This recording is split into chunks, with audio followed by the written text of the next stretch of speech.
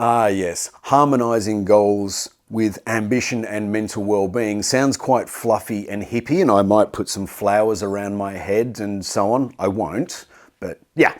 There's another way of saying this, and that is play the long game. First thing is that well-being is essential for success in life. Physical, mental, spiritual, social, diet, movement, recovery, sleep. All of those things that contribute to our well-being are absolutely essential if we not only want to thrive in our career, but not die in our 50s because we haven't been taking care of ourselves. So that is understanding that there is no point being worth $25 million at age 50, so that at age 51 you have a stroke because you've worked too hard. That's put simply. You must look after body, mind and soul to thrive in life. Work is part of life. Thriving in life is all aspects of our life. So that's the first part to take into account. Secondly, relative to burnout, how much should we work? How much is too many hours a day? And how long can you do this for and so on? So put simply, the way we feel about things is the key fuel for our ability to continue being productive in whatever it is we are doing.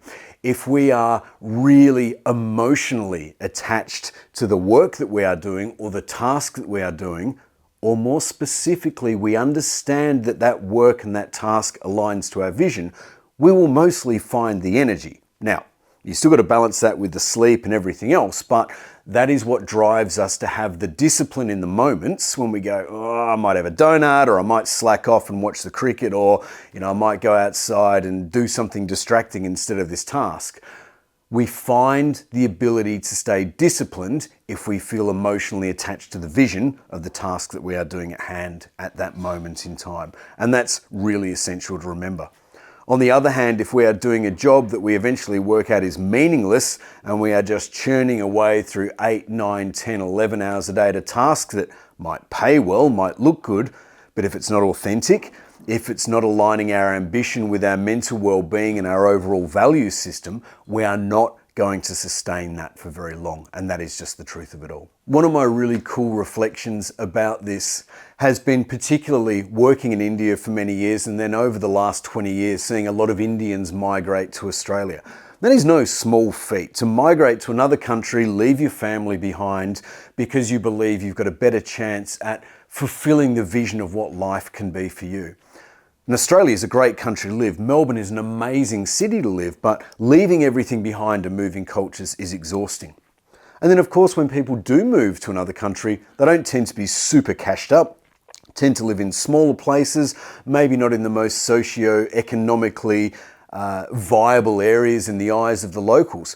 Yet the people who move and make the most of it work their guts out with a smile on their face the whole time because their effort and their ambition is aligned with their values, and they know that they are creating a new legacy and a new opportunity for the generations that follow them afterwards. And so because of that, they work hard and they're happy to work hard and they feel fulfilled in what they're doing day by day because their goal is aligned with their life's vision. And I think there's a great lesson for anyone living in Australia to remember it's a pretty awesome country to live, and also to really respect the courage that people who come to live and work in Australia from another country have brought with them to come along. Community and accountability is an interesting aspect of this notion of aligning our goals to our vision, to our ambition. And there's a few different elements of this. One thing I've always had in my life, from when I was about 25 onwards, was I always had mates who were about 10 years older.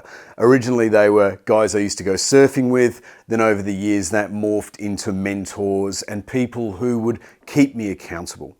And there's a few things that are great about that. One is by giving them the authority to keep me accountable, they will sort of say, Mark, working a bit hard at the moment. Or, Mark, is this really what you want to be doing? Really what you should be focusing on at the moment? Or, is this aligned with your bigger picture, or are you distracting yourself away from something else that you've got to do? And that really matters, because by empowering that person to be able to say the thing to you that you really don't want to hear but need to hear, especially if they're not your significant other in life, is really cool, because they're just simply giving you the advice for the reasons that they want to see you to thrive. And now, as I'm 50, and I have more people coming to me for advice, and I'm now becoming the mentor and the guide to some of those other people, is finding that compassionate way to sit with someone and say, what is it you want to achieve?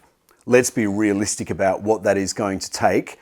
Detach the outcomes from the efforts you're putting in now, because it never quite works out as you expect, but also finding a way to help them find their own path in life and hopefully build a community of people around us who are enthused, young and energetic, older and full of wisdom, and share that sorts of knowledge about both their experiences, mistakes, and what they've learned along the way that helped them fulfill, or where they missed out on fulfilling their ambitions that aligned to their health and well-being. One final part on this is when we're 25, we don't get to pick the job we want to do. Regardless of what everyone thinks, you don't walk into your dream job at age 25 and stay there for 40 years and it's wonderful. You got to do the hard yards. You got to bust your ass. You got to put up with long hours, crappy bosses, whatever it is you've got to do to build the skills, the courage, the experience, the cash reserves, the knowledge, the networks of people, the allies that we can walk with along the way to do the things that are really going to fulfill us in life. For me, that was probably about my mid-30s. I reckon I'd been self-employed for about 10 years.